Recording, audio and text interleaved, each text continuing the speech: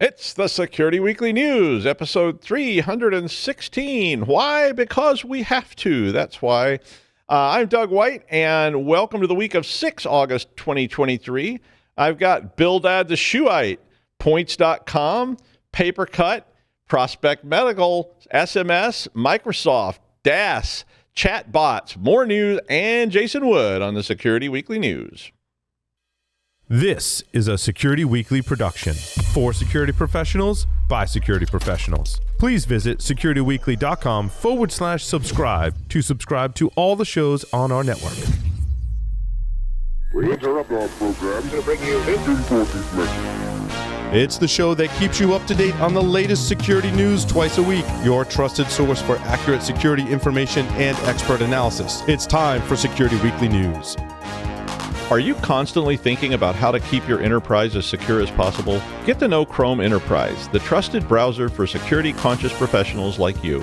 Its ease of use for IT and security teams and added access controls protect the remote, extended, and hybrid workforce, keeping your entire enterprise safe. Don't settle for a browser that compromises your organization. Visit securityweekly.com/Chrome Enterprise now to learn more and start protecting your enterprise like never before. Why does multi-factor authentication have to be a pain for users? It doesn't. Beyond Identity is the most secure MFA on the market and the easiest to use. They ensure that every authentication is multi-factor by default, with phishing-resistant factors that secure access from the start. Beyond Identity safeguards organizations from breaches, data loss, and fraud by eliminating weak phishable authentication factors like OTP and SMS push codes. Go to securityweekly.com/Beyond Identity to get a free demo. That's securityweekly.com/Beyond Identity to get a free demo today. All right, welcome to the Security Weekly News once again. Points.com is an airline and hotel rewards platform, and apparently multiple vulnerabilities in this platform may have allowed access to users' personal information. So researchers Ian Carroll, Shubham Shah, and Sam Curry identified 5 different security flaws in the Points.com platform that would have allowed unauthorized access to users' names, addresses, emails, phone numbers, and transactions. They didn't produce any evidence that had actually happened, that it was just the potential was there. The issues could also allow an attacker to transfer points between accounts. So this is one of these, like instead of using United, why don't you put all your points in here kind of thing. And so they could transfer the points between accounts. They also were able to access a global admin website. They were able to grant permissions to other users to issue points, manage the loyalty programs, and so on. The researchers identified this issue in early March of this year and reported the problems to Points.com. The initial report was about an unauthenticated HTTP path traversal bug that could be exploited to access an internal API, which would allow access to the 22 million or so records in the system. At the same time, they reported an auth bypass in an improperly configured API, which could have allowed someone to transfer airline reward points from users, which is not what you want to see, is your account getting drained. Then a month later, in April, they reported another bug, which would impact United Airlines accounts, which allowed the attacker to generate an auth token for any user account if they knew their United Rewards number and their surname, which is in the United States your last name. And then in May, so a month later, they found a Points.com website for Virgin Rewards. Must not make joke here about Virgin Rewards, but the Virgin Rewards website was apparently leaking API authentication information, which would allow an attacker to impersonate the airline and make API calls to modify accounts, change the points, and modify Virgin Rewards program settings. Yay. So then also in May, they also found a Flask session secret for Points.com global admin website, which would allow management of all the airline tenants and customer accounts on the site. So, wow. So they were really on this. It was like the ultimate pen test. But anyway, the good news was that the researchers said that Points.com was very responsive and that every time they reported another issue, they addressed each issue, and within about an hour, they had done something to correct it. So I guess that was an example of somebody doing it the right way instead of, like other problems that we have. There's another one this week about Microsoft and Tenable. A new vulnerability in Papercut servers running on Windows was reported. Apparently, a default setting can allow a file upload, which would result in remote code execution. The setting is in the external device integration option. So I'm guessing they did not have a lot of grim detail here, but I'm guessing that if you can add an external device and integrate it into your site, it could be it could be a rogue device, and on and on.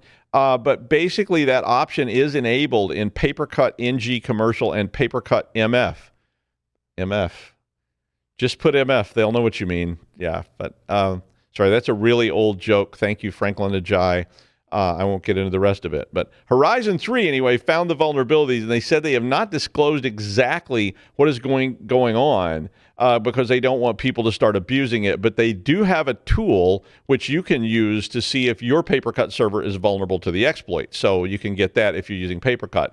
Papercut has released a patch for this, and they also patched all the other vulnerabilities, and they provided mitigations for you even if patching is not an option. So if you are using Papercut, maybe check it to see if it's vulnerable and patch it, of course. Another recent Papercut vulnerability was being widely used by ransomware groups in the wild and state-sponsored attackers in recent months. So that was the one we reported on, several months ago.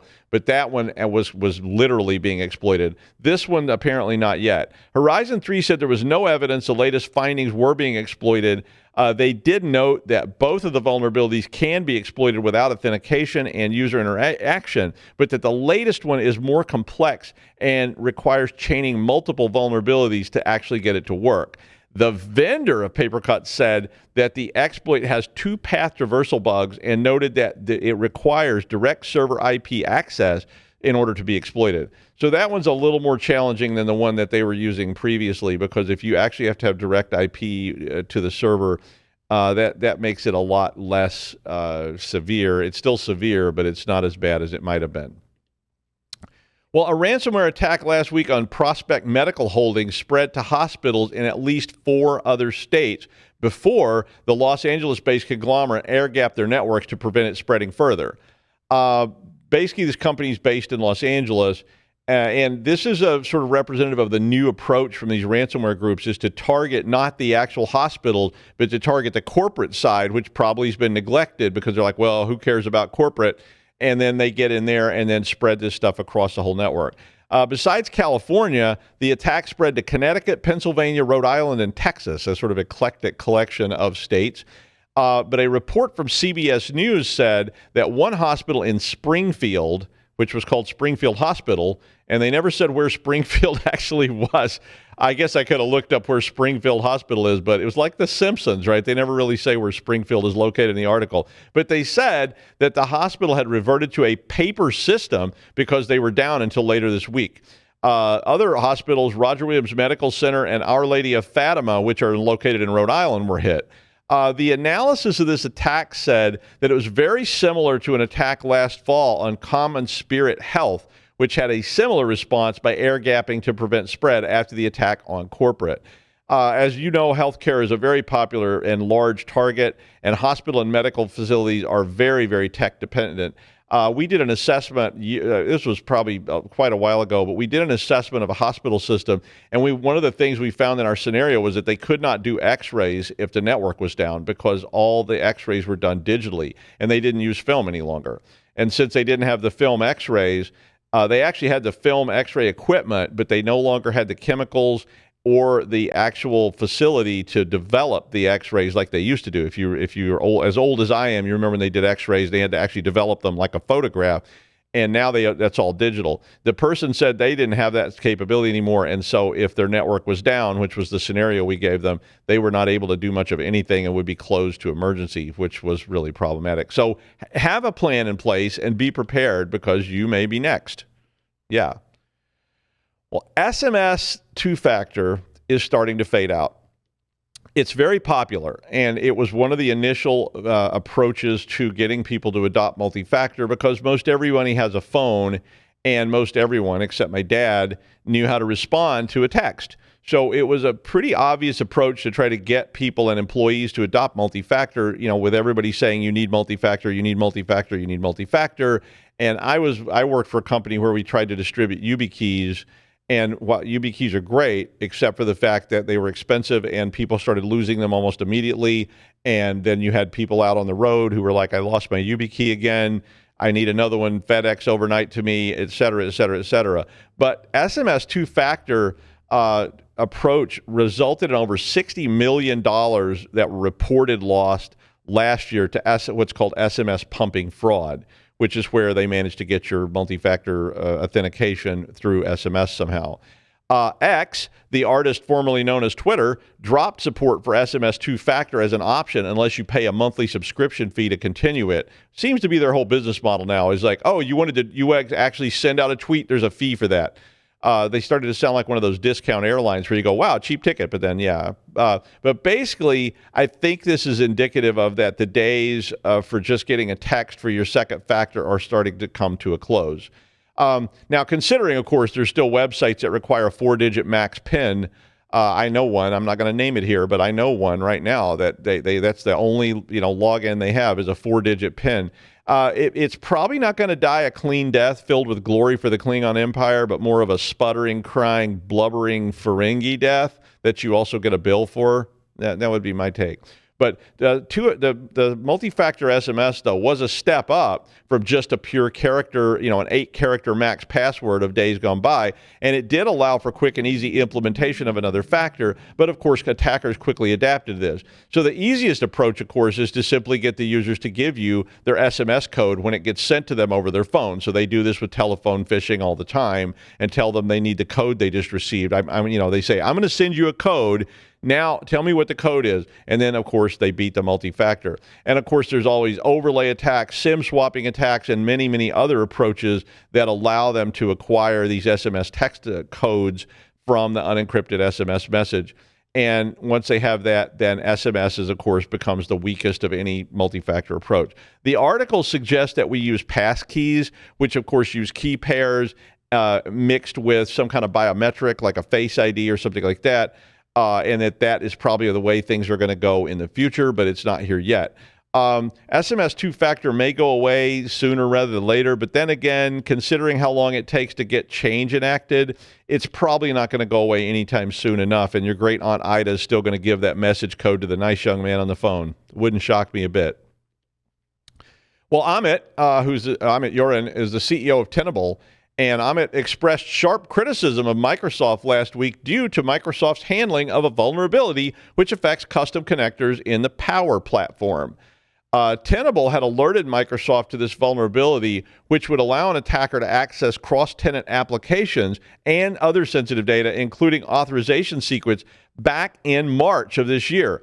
The flaw was described as occurring due to insufficient access control to Azure function hosts, which are launched as part of the creation and operation of custom connectors in Power Platform. And if you aren't familiar with Power Platform, it's a line of business intel, app development, app connectivity software applications that Microsoft owns. In a LinkedIn post last Thursday, though, Yoran called Microsoft, quote, grossly irresponsible, if not blatantly negligent, end quote, for more than 4 months, taking more than 4 months to fix this issue. Yoran went on to say that their team quickly discovered auth secrets for a bank and were so concerned about it, they immediately notified Microsoft. Microsoft said they issued an initial fix on 7 June, so that's 2 months, and then that was going to mitigate the problem for a majority of customers, and then they fully addressed the issue for all customers on the 2nd of August. Tenable said they had notified Microsoft on the 10th of July that the initial fix they released in June was incomplete. I mean, I can see both sides of this issue, you'd think Microsoft could probably develop something faster than that and notify customers and such, but at the same time, you start messing with key components to systems, and, they take a lot of time to test this because the liability that emerges when you push out a patch that breaks everyone's business for a month can be pretty high. So, I think they're trying to be very cautious about pushing this stuff out. But at the same time, we need to come up with better systems to get people notified and mitigated as quickly as possible. But, what are you going to do?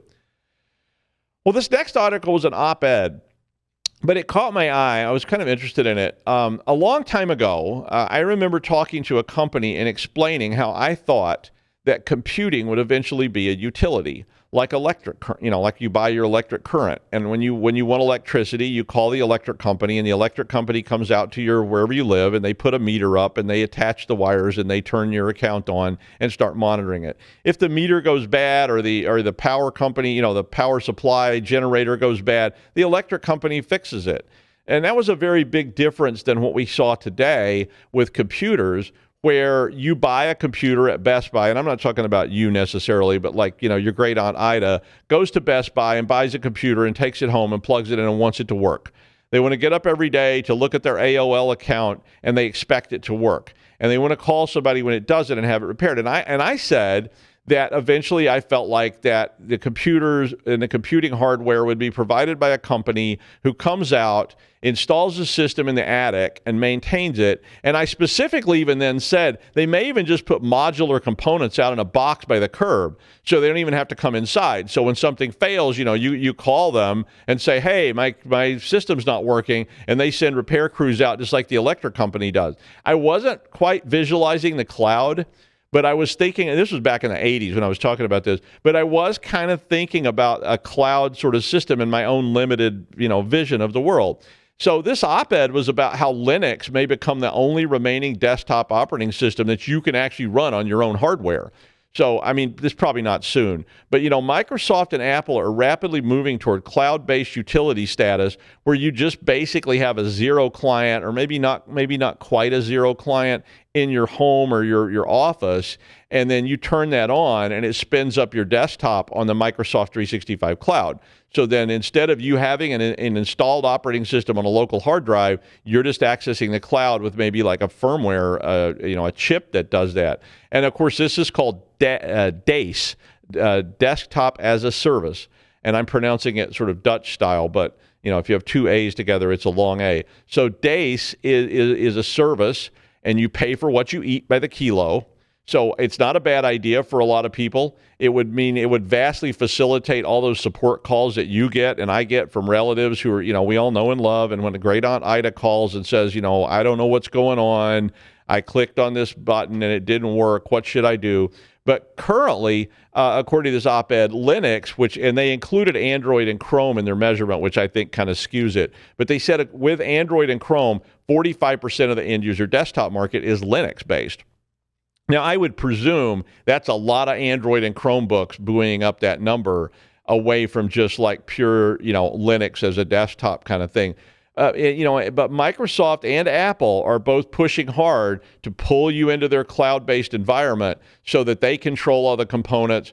And a lot of people are going to find this very appealing. You don't need that box sitting there anymore that goes bad. It's all being run out of the cloud.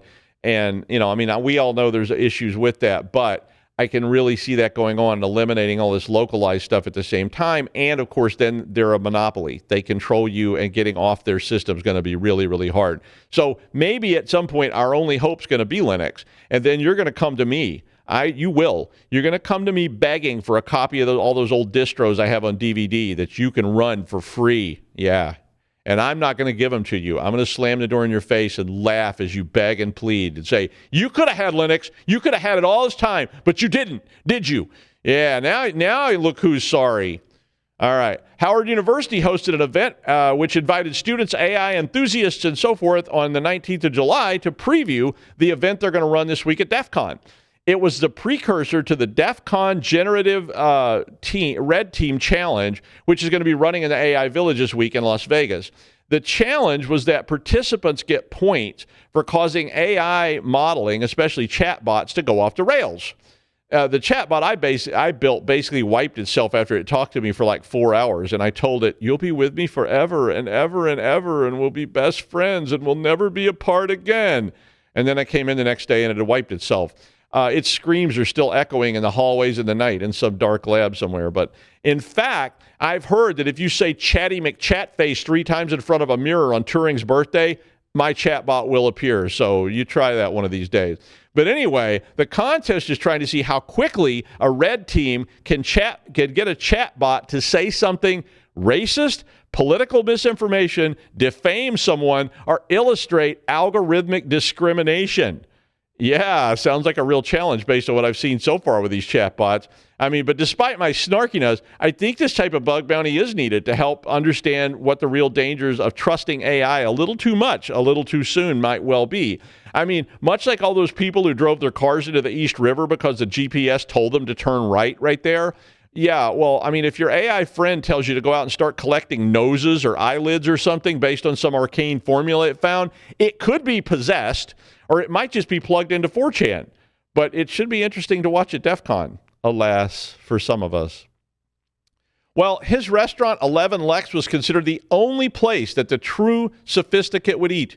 Often they served things like confit d'oxygène and aroma de canard, but the plates were always empty. Critics said the $500 empty plate was a scam, and the aroma of duck didn't even smell like a duck. But you love him or you hate him, he had the only restaurant in town with that kind of stuff. Please welcome Jason Wood.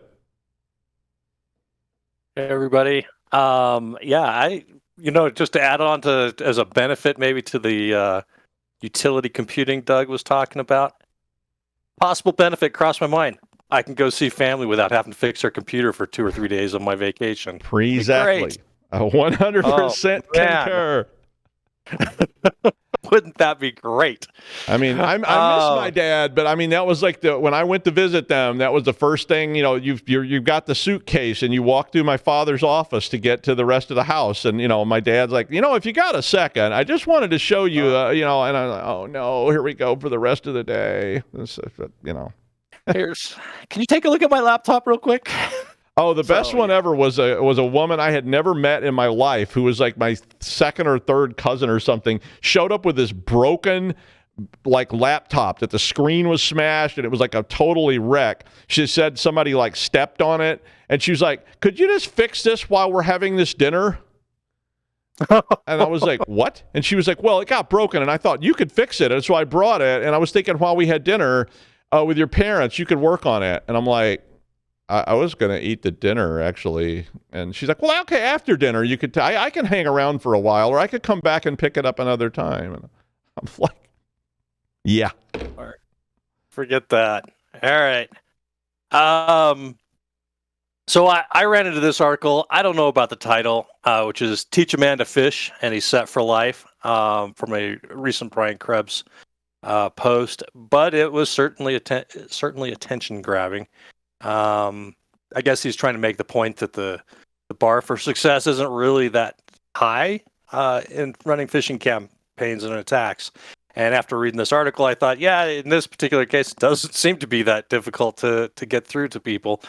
But the technique that was discussed was one that was like, oh, I hadn't thought about using it in this way, even though it's an old technique.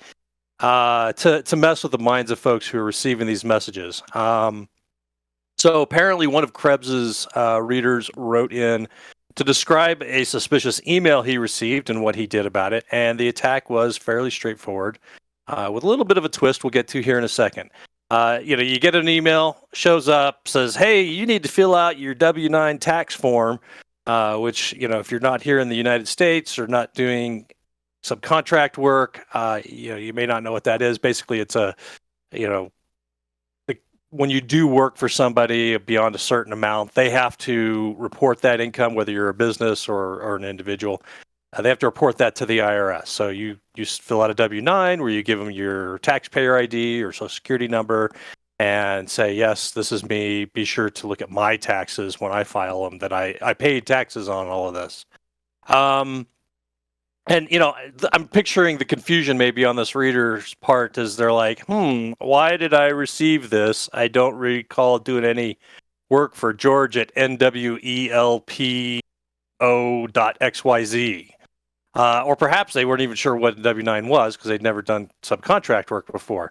Regardless, you start invoking the IRS or any government tax collecting agency, and you get people's attention. Since most tax collection processes, you get to be guilty until proven otherwise, and doom on you if you ever get the IRS's attention. Regardless, the reader decided to examine this a little bit, and this is where things get to be a little bit, it has the little twist on the email plot here. Has an attachment named lme.pdf, which makes no sense for a tax form.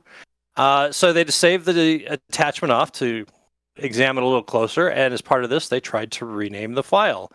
And oddly enough, the cursor moved from the right to the left instead of the usual direction, at least in English and a lot of other languages, moving left to right. They messed around with this a little bit with their keyboard arrows, and they found if they pushed right, the cursor went left. They pushed left, the cursor went right. And it turns out what's going on here is the attacker embedded a Unicode character that does this. It's called to turn on left, a right to left override. That's what it was. Excuse me. Right to left override character on it. And if you're looking at the Unicode character, the encoding for it is 202E. If you're looking at the character map, there's actually nothing really nefarious about this. It's used for languages that do go from right to left, like Hebrew or Arabic, to name two of them. So that was, basically we've got this this technique here to change this to look like a PDF file, and it wasn't. When they remove the character, you find that lme.pdf becomes fdp.eml. Now, .eml is an email file, and voila, you click on it, and Windows recognizes this as an email, regardless of whether or not if you still had that character embedded in there and it's reading as lme.pdf, it's going to open it up as an email.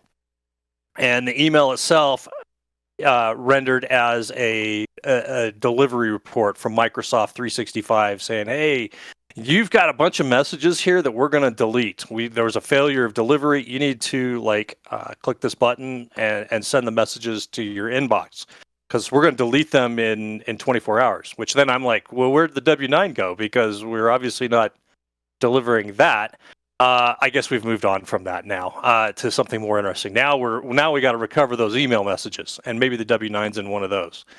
So if somebody goes in, they click the button, it turns out that they get sent to an open redirect on LinkedIn, which then sends somebody to a malicious web page asking for their Microsoft credentials to log in. Should someone fall for it, which it appears the reader for Krebs on Security did not, obviously those credentials get picked up, and the attacker does whatever they have in mind with them. Brian Krebs linked back to an article that he did on 2011 on this technique, and he said this wasn't even new then, guys. What is interesting about this is the reader said, hey, this was delivered through Office 365. Email security features were enabled, but nothing got flagged. Nothing prevented it from delivering. It went right on through. And so, this is just kind of funny because you have an attack that he got through Microsoft 365, pretending to be a delivery report from Microsoft 365, sending you to an open redirect on LinkedIn, which is owned by Microsoft, to then pick up your Microsoft credentials. So here we've got this whole attack chain going right through paid for email service that's supposed to include features to prevent crap like this. And it's been going on for over 10 years. And we're like, 2011? Wasn't you that's 15 years old or more?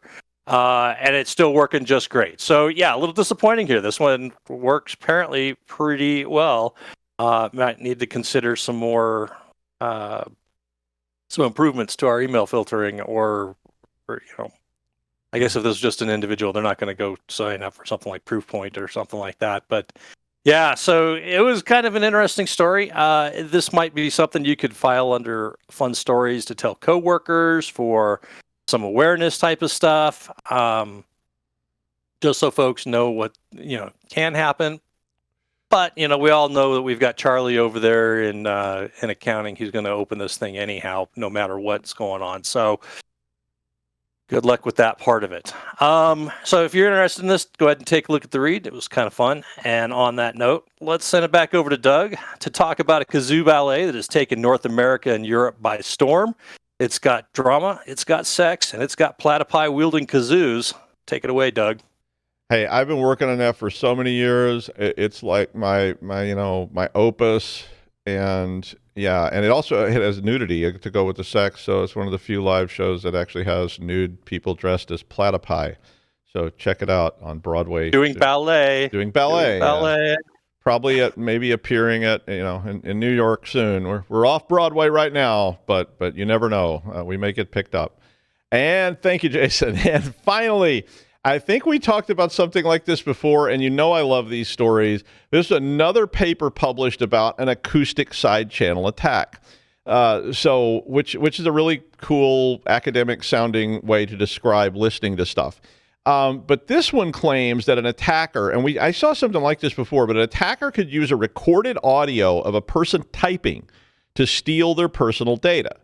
The attack developed a homemade deep learning algorithm that can analyze keystroke noises and automatically decode what is being typed.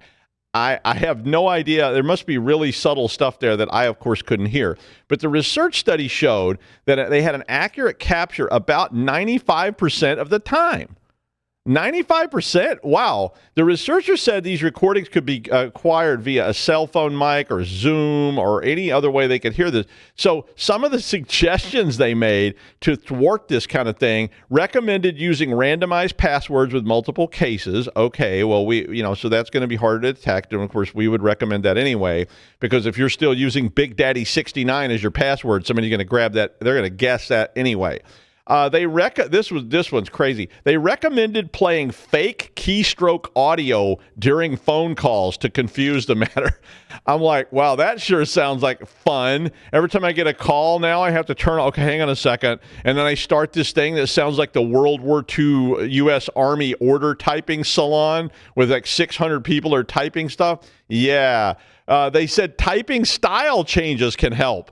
Well, I can't stop putting two blanks after a full stop because I'm afraid Sister Mary Margaret's going to hit my hands with a cane. That's how I learned to type. But, I mean, okay, you could use multi-factor. That was their other recommendation. Look, don't trust passwords, and you never know who's listening, but I did just type BilDad the Shuhite 27 times to stave off audio snooping, and that's the news. Thank you, Jason, and we will see you on Friday with the Security Weekly News.